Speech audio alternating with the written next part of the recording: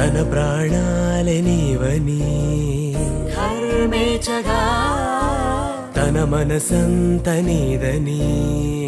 అర్థేచగా తన వలపంత నీకని కామేచగా అవధులు లేని ప్రేమకై మోక్షేచగా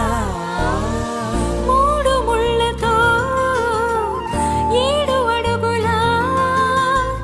అగ్ని సాక్షిగా ఇద్దరు ఒకటిగా మారగా